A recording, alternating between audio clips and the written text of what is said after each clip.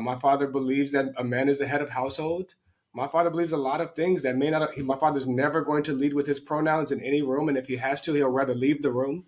Yep. But he's going to respect your pronouns, Yep. and he's never going to vote to restrict your rights.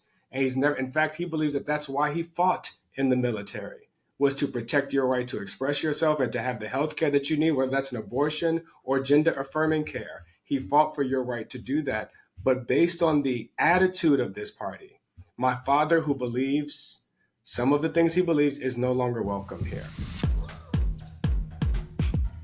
Hey, welcome to Trailblaze. I'm Jamal Simmons. Joining me today is an old friend and a really good pollster and advisor who's been around Democratic politics longer than his youthful face will make you believe. Terrance Woodbury is one of the leaders of HIT Strategies. He also was very involved in the Kamala Harris campaign and a bunch of other campaigns around the country. We want to talk to Terrance about what he thinks happened in the 2024 election as much as he could talk about it. I know we've heard from other people who are strategists in other formats and other podcasts, but I wanted to talk to Terrance because Terrance has a unique view on that campaign. And then also not just get stuck in the past. Let's talk a little bit more about the future and what Democrats need to do. So Terrance, welcome to Trailblaze. Thanks so much for having me. Thanks so much for having me, Jamal. I'm looking forward to diving in and, specifically, like you said, looking forward to the future and how do we start winning again? All right, good. So let's sweep away the stuff from the past. What the hell happened in the last election, and why are we not preparing for big inaugural parties? Yeah, unfortunately, Jamal, we saw significant erosion in our base. Look, I look at demographics. I look at crosstabs. I like to break down these groups and see who did what. And when I look at that, I see that white voters stayed pretty consistent. 43% in 2020 supported Democrats, 43% in 2024 supported Democrats. But when I look at voters of color, there's significant erosion. And I believe that men of color specifically are beginning to emerge as the swing voters that will determine the outcome of elections. That's where the greatest shift happened. Both the greatest shift in turnout and the greatest shift in vote support happened amongst men of color. Almost 20% less support for Democrats amongst non-white men. And that was enough to change the outcome in every single battleground state. And is that something that y'all saw happening real time? Was that something that you could see during the campaign and you were sort of fighting against the tide? Or is that something we just kind of now see once we saw the numbers come in on election night? This is something we've seen happening since Barack Obama exited the political stage. This is not unique to Kamala Harris. It didn't start with Kamala Harris. And unless we do something drastically different, it's not going to end there. We have seen a continuous drop in support for Democrats amongst men of color since 2012. Every single election cycle, between 2 and 8% less support for Democrats amongst men of color until we have now reached a 20-point erosion. Again, enough to change the outcome of elections. Now, look, I do want to say, because I was on the Harris campaign as a pollster, specifically looking at Black men, that because of some of the steps that Kamala Harris took, like having been the first presidential candidate ever to present a policy specifically for Black and Latino men, employing a lot of the trusted messengers and voices, and then meeting them on platforms where we knew we could reach them, like Club Shay Shay and Charlemagne and others, that because of that, I think we reversed a lot of that erosion, cutting Joe Biden's deficit with Black men in half. And I think with more time, she could have continued to reverse that erosion. But with 107 days and a headwind of, several cycles of erosion, it just wasn't enough time to reverse it.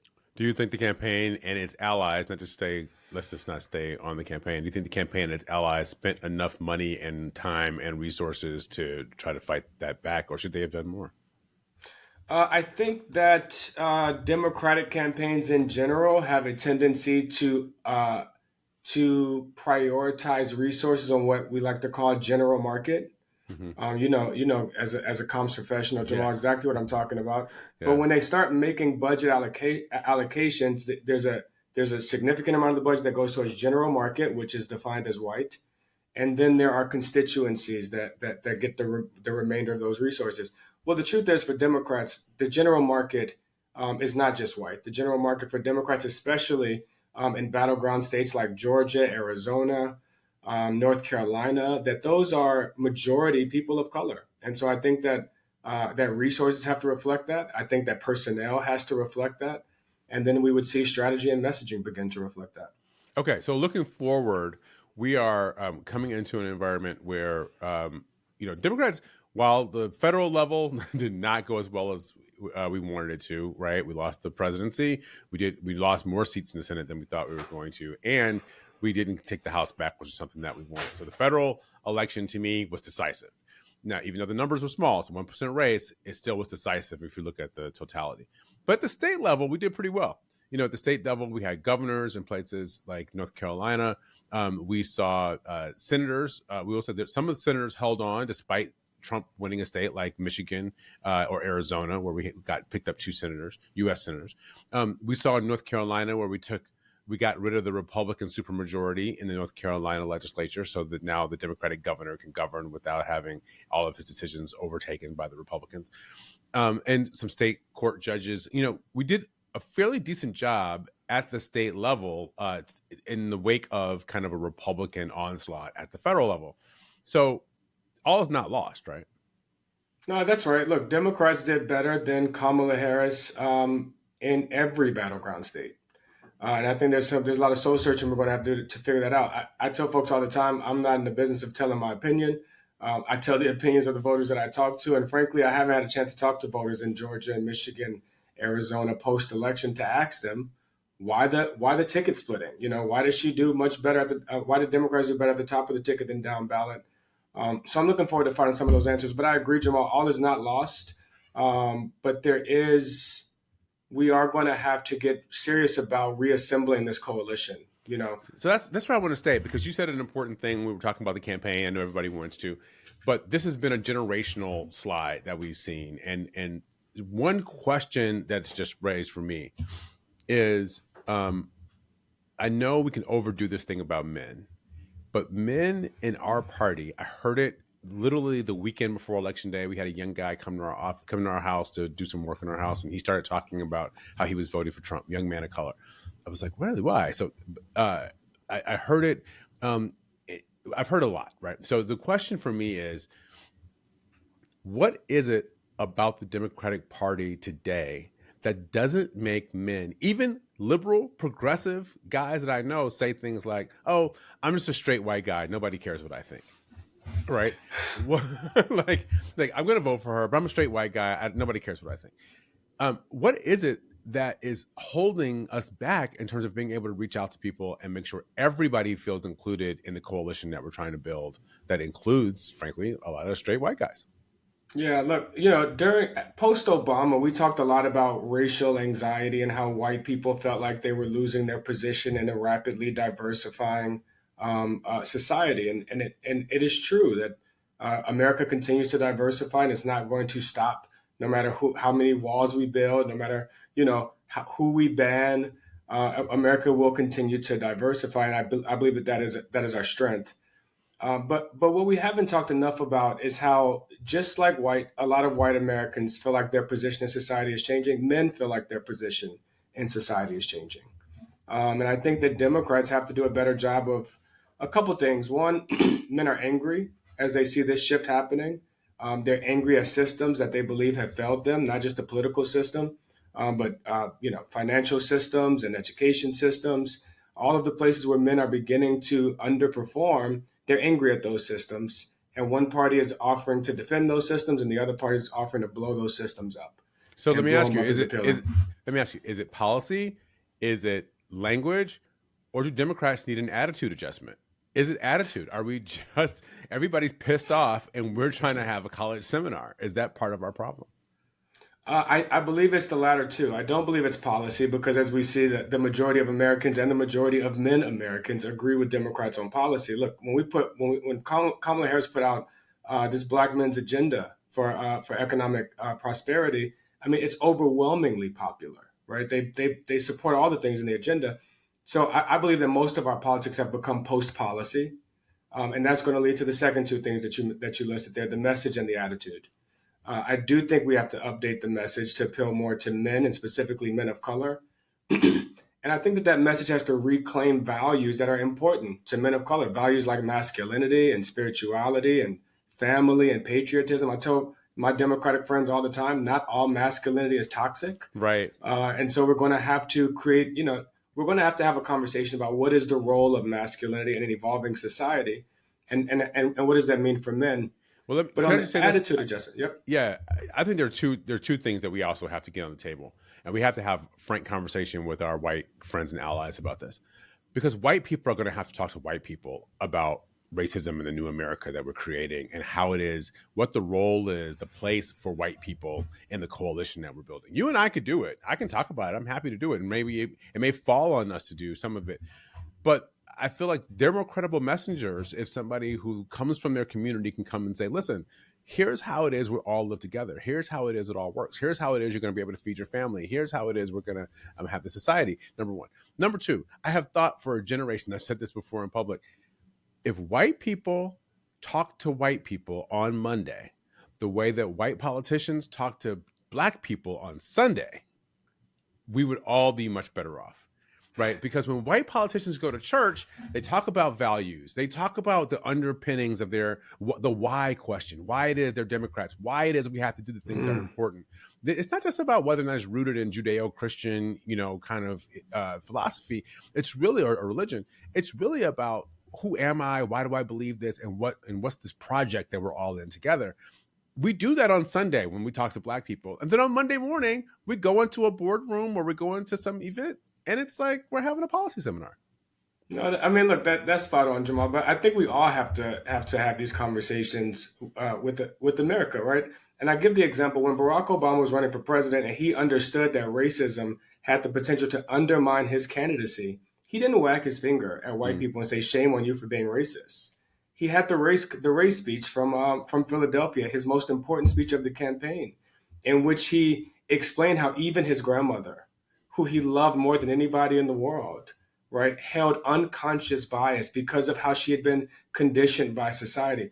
Well, we have to have that same conversation about men who are concerned with a woman being president, not just wag our finger at them and say, "Shame on you for being sexist," but that the role of gender and sexuality is evolving in America, and there is a place for men and for masculinity in that evolution, and that there's not something wrong with them for learning in church that the man is head of household, but that society, that they can hold that belief and continue to evolve with society. That's right. And they can argue about that at the dinner table, right? Like the women who disagree with that can argue with the men in their lives about that at the dinner table. But as political actors, we've got to figure out how is it that we talk to people where they are and then bring them to where it is we want them to be or to get where they are. So the question for me is, because I think it's not just, I heard you talk about this in another environment. It's not just the men who are bought into some of these ideas. There are women in our lives who also believe that men should hold certain positions, men should protect their families, men should earn money, men should if listen, in my house, when my wife hears a knock downstairs or like some sort of bump, she don't get up and go see what it is. Right? I'm the one that gets elbowed in the ribs and gets sent downstairs, right, to be sacrifice myself for the family. That's right. There's a bump in the night. You know what to do.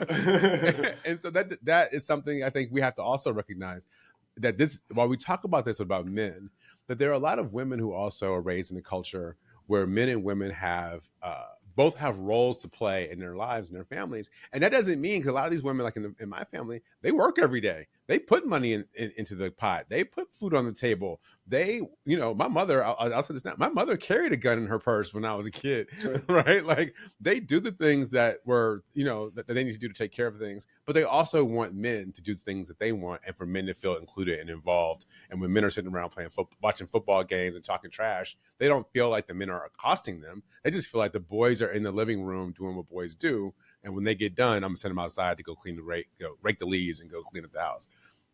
That's right. Look, and I don't think that, while I don't agree with those attitudes, those are the same attitudes that govern my house. I don't think that my parents were wrong. And this is the attitude adjustment, right?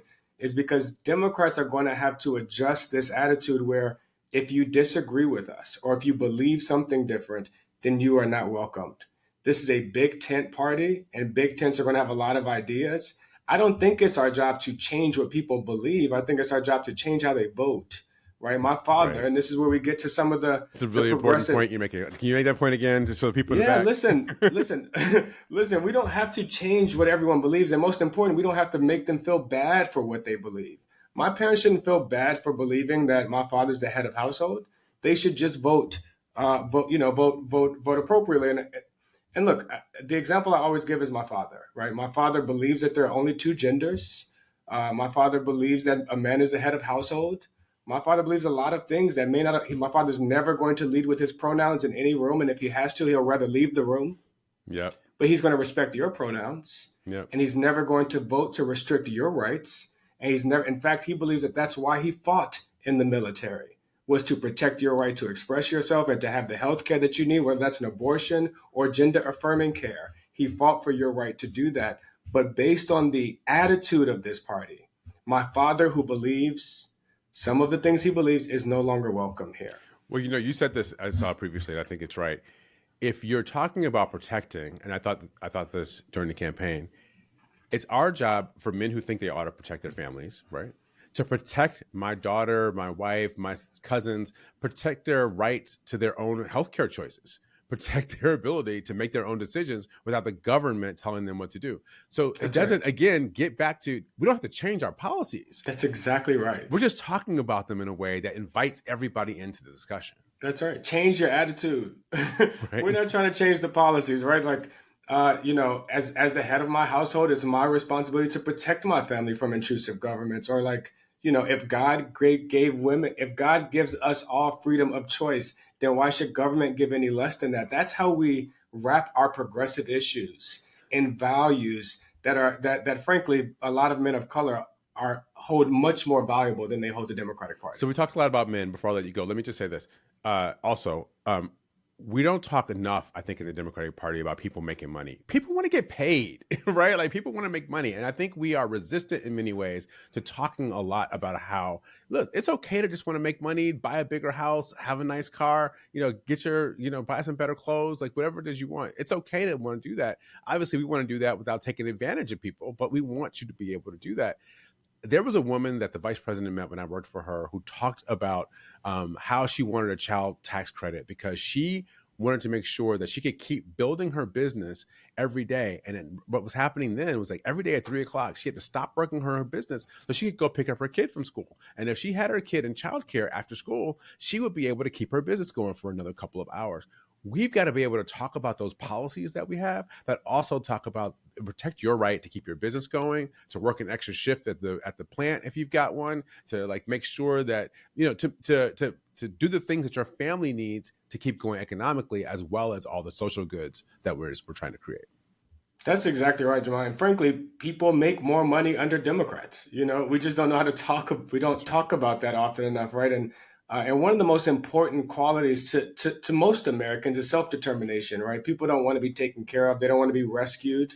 They don't want to be saved. Right. They want to have the resources that they need to take care of their families. And this is, again, not a shift in policy, but a shift in messaging, a shift from Democrats as caretakers, that want to lift people out of poverty. And look, I've been saying for a long time, Democrats got to move from poverty reduction messaging to wealth creation messaging, because even poor people want to be rich. Yeah, I've never met anybody. We all want to raise the minimum wage. I have never met a single person who wanted to make the minimum wage. That's exactly right. Everybody wants to make more than the minimum wage. Exactly. And even poor people don't think that they're poor, right? I got family that might describe themselves as broke, right? But they're not describing themselves as poor. And so if we're having a conversation with poor people about reducing poverty, we're missing most Americans who will never consider themselves poor. All right. Very good. Terrance Woodbury, thank you for being on Trailblaze. We will see you soon. I appreciate you, Jamal. Come back anytime, man.